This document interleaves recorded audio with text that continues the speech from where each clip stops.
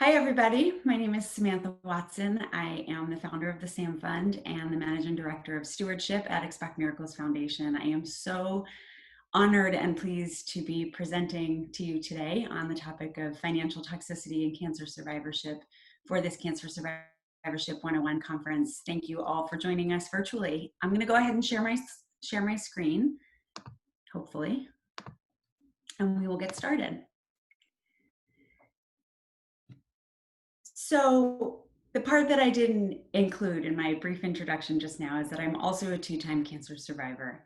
And over the last 2 decades or so, I have spent all of my professional time and most of my personal time advocating on behalf of young adults who are struggling financially because cancer is really expensive. And so I'm really grateful for the opportunity to share what I've learned and to share my own experience so that we can make conversations like this a little bit more comfortable, because I think in general, we don't love talking about money, and we also don't love talking about illness. And so when you put the two things together, you come up with a topic that nobody wants to touch.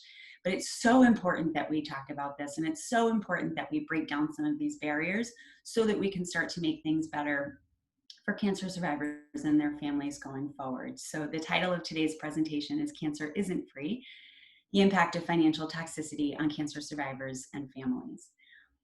I'm starting these slides with pictures of a few of the many wonderful people that I've gotten to meet through the Samfund over the years. And the reason why I chose these photos is that you would have no idea just by looking at them what any of these individuals have gone through. You would have no idea that any of them were on the verge of bankruptcy, that any of them were struggling to feed their families or pay their rent. But that's the reality of going through cancer, especially as a young adult. The bills pile up, and especially when you finish treatment and you start getting on with your life, especially when you look fine, people don't have any sense of what you're actually going through. And so it makes it harder to ask for help, and people stop offering. And so it's really important that we raise awareness of this issue so that we can make it better for everyone involved. So I'm going to start with a story. Maybe, there we go. I'm going to start with a story of someone diagnosed with Ewing sarcoma at age 21. It's a bone tumor usually found in young boys. This was diagnosed in a 21-year-old. Went through treatment, chemo, surgeries, and then about a year and a half later was diagnosed a second time with secondary myelodysplastic syndrome, essentially an early form of leukemia, in April of 2001. And a few months later, after more chemo, went through an allogeneic or unrelated bone marrow transplant in August of that year. So there was a lot of treatment involved, a lot of hospital stays, a lot of medications, a lot of doctor's appointments. But just for those 6 weeks in the hospital before and immediately following the transplant, this was the bill. This was my bill. I started with my own story purposely just to give the rest of the presentation some context and some background. When I was not quite 25 years old, I received a bill in the mail for $275,000. And that was 2001 dollars. Someone actually recently did the math and figured out that if you adjust for inflation, the current bill would be somewhere around $400,000. And the amount is almost laughable, except that it's not funny. To get this bill at a time when I hadn't even started working full time could have been catastrophic. I easily, unquestionably could have declared bankruptcy before I even, hit my 25th birthday. But for my mom. So my mom was an oncology nurse up until about 2 years ago when she retired, but she was an oncology nurse for her entire career. And so when I was diagnosed, I had the best advocate and caregiver in her. And she not only helped me navigate the healthcare system while I went through my treatment, but when we got this bill in the mail, she spent 2 years fighting with our insurance company over it. And it had to do with them wanting me to go to another hospital instead of where I chose to be treated. And I didn't want to go to the other hospital because the other hospital told me that I wouldn't survive. And so we needed to go where my best chances of survival were. And so because of that, we got this bill. And it took my mom, as an oncology nurse and somebody who wasn't working at the time, 2 full years to continue fighting this fight. And every time insurance denied it, she would appeal it. And every time they denied it after that, she would appeal it again, all the way to the top levels of the system, where finally insurance had to pay it. Without my mom, without her employer who gave her the time off to be my caregiver, without her expertise, without her knowledge, this bill would have been devastating. I think to anyone of any age, but especially for someone in their 20s. And so this really, in so many ways, was the catalyst for everything that I have done since then, because I've been very aware of what could have happened and what didn't, because I had all of the right people and supports in place. So in broad strokes, the need is enormous, and being cancer-free isn't free. The costs go far beyond just the doctor bills, and it's usually just the immediate medical costs that people think of when they think about how expensive cancer is or what the cost of illness might be. So beyond just the doctor's bills, anyone going through cancer treatment deals with things like depleted savings accounts, because if you do have the resources to pay the bills, you probably have nothing left after that. You might have had to spend time away from work during treatment or immediately following treatment. If you did lose your job or need to leave, but still need insurance, you may have had to cover COBRA premiums or independent insurance premiums, which we all know are astronomically high. And there are prescription copays that can go on for a really long time. But within all of these things, there's still so few resources dedicated to helping people recover financially. And even though I'm hopeful that there is greater awareness now about these direct costs of cancer, there's still little understanding of overall financial toxicity. And when I started doing this work in 2003, that term wasn't around. And I'm grateful that it is now, because I think it brings us all to the same page when we start talking about it. But I think it's still a term that most patients don't know, most families don't know, and some providers are using. So we really need to sort of speak the same language if we're gonna make this better. But finally, to bring it back to a point I made just a couple minutes ago, asking for help is really hard. And when you think about cancer specifically, it's usually such a physically obvious disease that when you look well and when your hair grows back and when you're, probably either gaining weight or losing weight after treatment, for me, it was gaining weight. But when you're back to sort of looking like what you looked like before, everyone wants to celebrate. And there is so much to celebrate and there is so much to be grateful for. But that's when it's really hard for people to recognize that you need help and really hard for you to ask for help. And that's why conversations like these matter so much. So I want to just give a quick background on the Samfund, just so that you know this entire presentation is not just based on my own individual story. But I started the Samfund in 2003. My transplant, as I mentioned, was in 2001. And so once I spent about a year being close to the hospital, going through all of my tests, making sure that I was in the clear to sort of come back to whatever was next, I moved back to Boston and created the Samfund really as my way to pay it forward. I was 25 years old. I didn't have much in the way of job skills, but I knew that I wanted to do something to make a difference. And I knew that there were experiences that I had had that helped me understand what young adults were going through and how we might be able to help. So I started the Samfund really just as a way to help young adults pay their bills. And it evolved into so much more than that over time, because in those years, the field of financial toxicity and the field of young adult cancer were really evolving. And it was just sort of lucky timing that I started doing this work alongside all of that. And so we started providing financial assistance to young adults in their 20s and 30s. Between 2005 and 2019, we gave out just over $2 million to young adults across the country. So for any in any part of the country and with any cancer diagnosis, young adults can come to us and ask for help with living expenses, so things like rent and mortgage, utilities, groceries, medical expenses, so not just the medical bills and copays, but also insurance premiums or COBRA payments, health and wellness expenses. So this is a really important one because it's a category that generally most people take for granted. And so things like mental health, therapy, physical therapy, a gym and yoga membership, acupuncture. They're sort of considered these luxury items, if you will, that often get cut from the budget if you don't have enough to cover other essential expenses, but are so critical to the health and wellness of cancer survivors, especially.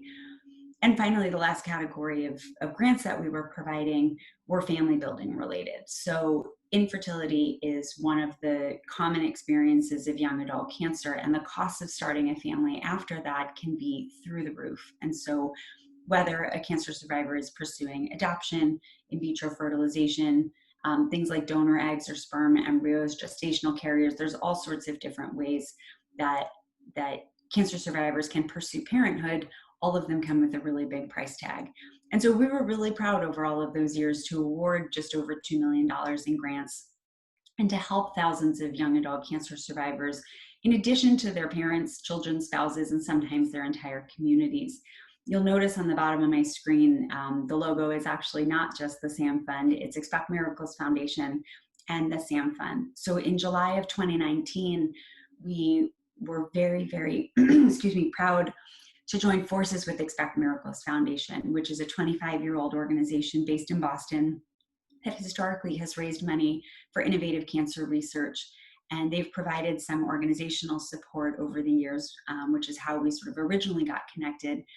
But they got in touch with us a few years ago because they really wanted to make a direct impact and were actually thinking about establishing their own grants program. And so while I'm really proud of the $2 million that the Samfund had awarded, it was just the tip of the iceberg. And there was so much more that we needed to do and wanted to do. And the best way we could find to do it was in partnership with another organization. And so we joined forces in July of 2019. And in the past year alone have awarded over $500,000 in additional grants and provided the same sort of support to so many more people. For the purposes of this presentation, I just want to reiterate, though, that the issues that we see in financial toxicity and the ones that I'm talking about mostly today are not young adult specific. We've learned an incredible amount from our young adult community, and we've heard thousands upon thousands of stories over the years that echo the same sentiments and the same challenges. But save maybe family building and student loan challenges, these are not young adult issues. And I imagine that anyone watching this right now probably was nodding their head at least once as it was going through the list of things that are even more expensive because of cancer. And so young adults sometimes face these things in a unique combination because of their life stage. And so being too old to be on their parents' insurance, but really sort of needing to fend for themselves and not having employment history or savings great enough to cover all of these costs. That's sort of the combination of things that young adults are dealing with. But any one of these things can be applied, and probably in combination, to people of all ages. And so I wanted to provide this background so that you can sort of see where I'm coming from and where my experience has been. But in no way is this an isolated young adult experience. So financial toxicity, what it actually means is that it causes an incredible amount of damage to someone's financial health. And in the medical world, those of us who have gone through cancer treatment know that doctors talk to us about toxicity to any number of organs, right? There are the chemotherapy drugs that can cause damage to our heart, cause toxicity to our livers, our kidneys. I mean, anything can be impacted. It can also impact your financial health. And it's so important to validate that and to recognize that. In about 2016, 2016, we published our first academic paper at the Samfund in a journal called Cancer Medicine. And what we did was we looked at the financial impact of cancer on young adults as compared to their peers in the general population. And one of the most remarkable things that we found was that young adult cancer survivors found themselves $100,000 behind their peers in average net worth, which means that when we looked at young adult cancer survivors in our Samfund population, and we looked at their peers through US Census data, especially young adults in their mid to late 30s, were showing $100,000 less in net worth. That's a huge gap at any age, but especially for people in their 20s and 30s, or people even who are older who have lost a lot of time working, lost a lot of savings, $100,000 is a really big gap and a really impossible one to close. Young adult cancer survivors struggle to catch up to their peers, and struggle to sort of close that gap, in large part because if you think about being in your 20s and 30s anyway, that's probably the stage where you paid down student loans, you maybe bought a house, maybe bought a car. And when cancer happens, it flips everything. And so the medical debt becomes so high that people can't afford their car, can't afford their house. And that's where the deficit really starts to show up. Cancer survivors are more than 2.5 times more likely to declare bankruptcy. Cancer survivors typically, and this comes from the data that we have from the Samfund, tend to start skipping medications or appointments, because when you don't have enough money to even pay for groceries or keep the lights on, then going for a follow-up appointment is just impossible. And what happens with medications a lot of times, what we've heard is that you go to the pharmacy and the copay is really high, or insurance won't cover it. And so the ways that that plays out in that moment are either that somebody just skips it altogether, doesn't take the medication that they're prescribed. They'll take it, but they'll take it maybe half as often as prescribed so that they can make it last longer. Or they'll take it and they'll just max out their credit card to pay for it. And any one of those scenarios is bad. We also hear from a lot of cancer survivors who are defaulting on bills, because when you have a limited amount of money coming in each month, there are only so many bills you can pay. And so they're in this really impossible decision making position of needing to figure out which bills are most important right now and which ones they can wait on. And the longer they wait, the closer they get to defaulting, which then leads to things like damaged credit, garnished wages. And for young adults and for children who are diagnosed, a lot of times this can compromise their future fertility and family building possibilities, because if they don't have the funds to be able to preserve fertility beforehand or immediately after, all of this gets more challenging later on. And so there really are so many ways that financial toxicity impacts not just the person going through it, but the family around them as well. So I wanted to share 2 stories to really illustrate what this looks like. The first is my friend Marissa. Marissa is a Samfund grant recipient from several years ago. And hold on, I just need to move something out of my way on my screen so that I can read her story. Sorry about that. So Marissa said, cancer impacted my finances during and right after treatment by crippling my ability to cover all my monthly bills.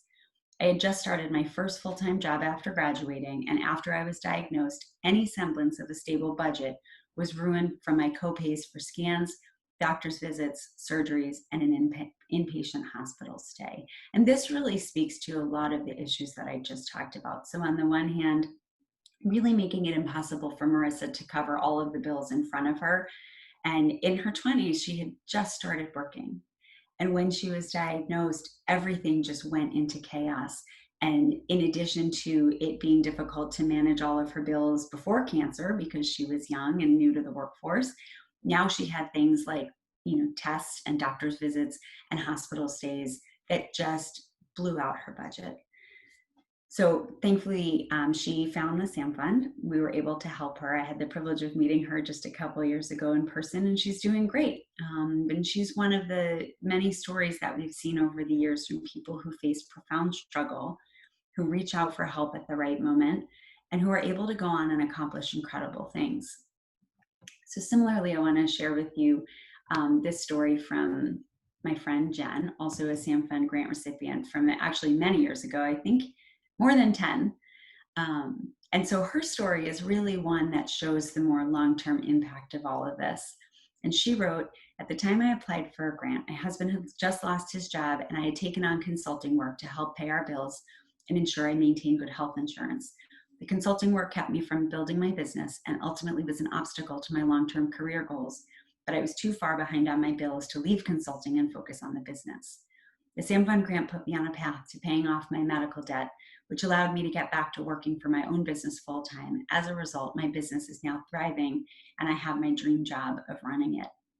I've had the privilege of getting to know Jen over the years and sort of watching her story unfold. And she's incredible. And she has worked incredibly hard to establish the life and the business that she has. She shared her story many times at events with us over the years. And one of the things I've also heard her say is that at the moment when the bills were coming in, she was at a crossroads and she had more medical bills than she could pay. And she had this business that she really wanted to develop and didn't have the funds to do both. The grant that we gave Jen was, I think, about $2,000. And so in the grand scheme, not a huge amount of money, but it was just enough, as she has described it, to get her started. And she was able to get on a payment plan to pay down the medical bills over time. And her bills were high. The $2,000 certainly did not pay her medical bills down altogether, but it just gave her enough of a boost to make a payment, to start on a payment plan, to dedicate time to her business. And now, as she said, it's thriving. So I wanted to also share just a little bit about how financial toxicity plays out over time. And the best way I could think to do that was to share my own story. So this is my family on your screen right now. It's my husband and my two kids who are almost 8, excuse me, and 10 and a half, and our dog Bella. And I wanted to just sort of share with you the ways that this has played out for me at different stages of my life, because really the takeaway is that this is an issue that starts at diagnosis, that can go on throughout decades, and with the right support and with awareness, it's manageable. This is not, something that needs to be catastrophic, but it is something that we need to be aware of. So, as I said, I went through treatment for the first time when I was 21. I had my transplant at 23. And then when I was about 24, I moved back to Boston and started working. So I was brand new to the workforce. I had no leverage. I had no employment history. And I was very, very fortunate to work with an amazing team of people at a public health education nonprofit. And I had a supervisor who just was one of the most wonderful human beings, and most understanding and supportive human beings that I've ever known. And during that time, I used to have to go back to New York for follow-up appointments. And I would miss work, for a day or two each month. And I was really, really fortunate that my supervisor allowed me to do that and didn't put pressure on me, didn't, start counting my hours. And I had to prove myself, and I had to prove that I was a hard worker and that I could earn her trust. But I did, and she trusted me. And so that wasn't a deal breaker. The fact that I needed the time off to be able to travel to New York, in itself was not a big deal with work. It could have been, for sure. But I was still paying for a train ticket every month to go back and forth to New York. I was still paying for those medical bills. And those were costs that, were more frequent in the beginning and got more spaced out as my recovery went on. But it was a lot, and it added up. And overall, the costs of health and wellness over the years have also added up. Things not just like vitamins and supplements and that kind of stuff, but several years ago, I started going to acupuncture, which has helped with a lot of the sort of ailments that I've dealt with over the years. And some of them, were transplant related. And acupuncture has been absolutely life-changing for me in so many ways, but I pay every single time I go. Because my cancer originally was in my leg, one of the biggest limitations or side effects that I've been dealing with, not so much now, but I did in the earlier years of my survivorship, was really physical in nature. So I had about 6 inches of my tibia bone replaced and had subsequent surgeries on that leg just due to issues that had come up with fractures and such over the years. And I spent 2 years on crutches after my initial surgery. And I've been on and off crutches for years since then. And thankfully, in the last probably, 10 or 12 years, I've been okay. But it took a lot of physical therapy, and it took a lot of work on my part to do that. And I remember when I was first finished with treatment and recovering before I came back to school, I started physical therapy up in Vermont. And I had a great physical therapist who helped me learn to walk again. And in about 2 months in, he came to me and said, "Listen, I called your insurance and they said you're all set because they won't pay for more than 60 days. And when I asked them what you should be doing, they said you could go to a gym." And we both laughed about how ridiculous that was because, number one, I wouldn't have even known what to do if I got to a gym because I was still learning to walk. I was not at the working out stage yet. But number two, in my 20s, when I was facing all these bills that we've talked about, I couldn't afford to go to a gym. And so that was sort of another thing that came up. And over the years, as I've developed, a greater awareness of sort of what I can and can't do and set goals for myself, figured out what kind of supports I need. And also as I've gotten older and been able to save a little bit more, I could go back to a gym. And I have started doing bar classes to keep my body strong and all of those things now, but they're an added cost. For me, they're a top priority, but they're an added cost. Student loans are another issue that, as I mentioned, primarily are a young adult issue, but many people are paying those off for many years. One of the things that I'm most proud of in my work with the Samfund was legislation that we helped to pass with the help of Kate Houghton and Critical Mass.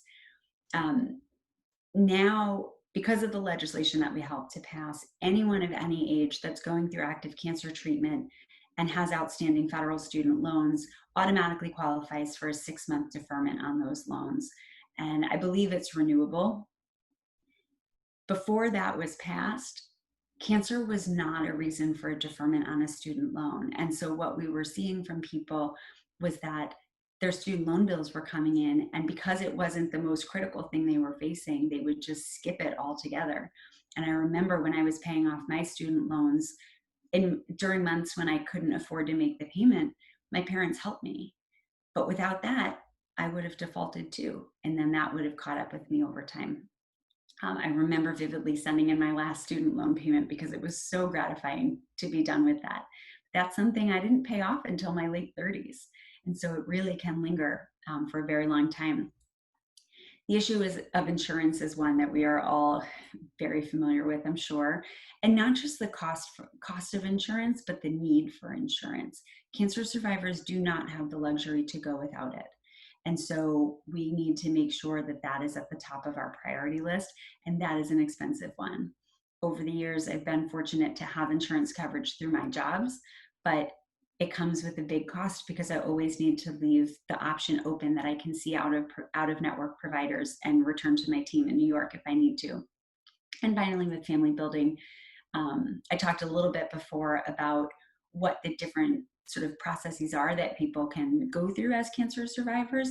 My family and I chose adoption, and we were incredibly blessed. I'm looking at the pictures of the faces of my kids right now on this screen.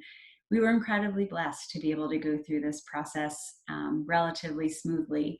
And both my kids were born within the United States. And, we had saved, my husband and I started talking about this so early on in our marriage that, we researched it, we understood the cost of it, we saved for a really long time, and we were able to manage that. But a lot of times people are blindsided by the cost of family building, and that's where it really becomes a problem. And so we were very fortunate, and this is my sweet little family. So where do we go from here? I love telling stories. I love sharing the insight that we've learned from the Samfund over the years, but it's only half of the conversation, because we also need to talk about how we can realistically, actionably make it better. And so these are my suggestions. I hope that this spurs some thoughts and some questions, and that somehow, even though this is all being provided virtually, we can continue this conversation and really figure out together how to make it better and where we can go from here. So here are my suggestions. As I mentioned earlier on, a lot of patients, I would probably argue the majority of patients, if not all, are dealing with financial toxicity in some form. Most people do not know that that's what it's called, and that's what providers call it. And so first and foremost, we need better communication so that patients and providers are speaking the same language. when providers are assessing financial toxicity or bringing up the topic at all, providers really need to be clear on what it is they mean. Patients also need to feel more comfortable and more empowered to speak up, because this is such an uncomfortable topic. And especially since providers have such limited time with us at each appointment, most patients don't want to spend the time asking about bills. And nor should they. That's not the time and place for it. But if the topic can come up and patients are comfortable saying, hey, listen, I had to take a day off of work to come here, or hey, listen, I just got a bill, I'm not sure how my family's going to handle it, providers then can refer patients to the financial assistance program or financial navigators or patient navigators, whatever they're called in various hospitals, so that patients know that there's a path for them to really explore, the options available and understand what they might be able to do. But none of those roadmaps can sort of be put in place if that first step is not taken. And so we really need to make sure that conversations like this between patients and providers are happening more frequently and more comfortably. And with that, hopefully, will come more relevant, more timely guidance and information, especially at the critical decision-making points. So, not when a $275,000 bill comes in the mail, not when you get to the pharmacy and find out the copay is $1,000, not when that happens. We need to have better guidance and information before that, so that, we may not be able yet to change the cost and to lower the costs overall, but we can help patients better manage the cost. And so we really need to make sure that these conversations are not just happening at the point of crisis, but much earlier than that. We also culturally just have so much shame, and there's still so much stigma around financial need and asking for help. And if you take one thing away from this presentation, it will be this: if you're struggling financially because of cancer, it's not because you did anything wrong. Our healthcare system is in need of help. The costs of illness are more than anyone can handle. And so if you are struggling financially, you do not need to be ashamed. It's hard to ask for help, but there are people and organizations that will help you. And so it's so important that we make it okay and that we validate these experiences. And that's why I wanted to start by sharing my own story, because I'm right there with you. I've been there. I'm still there sometimes. And thousands upon thousands of young adults that have come to the Samfund are right there with you as well. There doesn't need to be shame and stigma around asking for help, because help is available. And on a larger level, I said that we can't change the cost of illness, because as patient advocates in the small organizations, we're just unfortunately not equipped to do that. But together, as a community and as a movement, we certainly can affect policy change. Student loans was the one example I was able to share, but I really believe there's potential to do so much more together so that we can make sure there are better protections for people undergoing treatment. All of us have a responsibility, once we have gone through this, to make it better for the people who come after us. And so hopefully there will be more opportunities going forward. Because of the current pandemic, everything is sort of in chaos in so many ways, for patients, for survivors, for families, in the healthcare system. I mean, in every possible way, but at some point, this will settle down. And my greatest hope is that we can band together again at that time and make sure that we are pursuing these options, that we are keeping these stories alive and loud, and can use what we've experienced and what we've learned to make things better for the people who come after us. So thank you so much for taking the time to listen to this presentation. My contact information is on the screen. My email is swatson@expectmiraclesfoundation.org. Right now, we still actually have the samfund.org and expectmiraclesfoundation.org both operating. At some point, all might be on the Expect Miracles Foundation site, but for now, you can find all of the information about the Samfund, our grants program, and the work that we've done around financial toxicity on the website. And if you have questions, if there's anything I can do to support you or someone that you know, or if you just want to continue exploring any of these topics and issues that I've brought up today, I would be more than happy to do that. So please reach out anytime. Thank you guys so much, and stay well.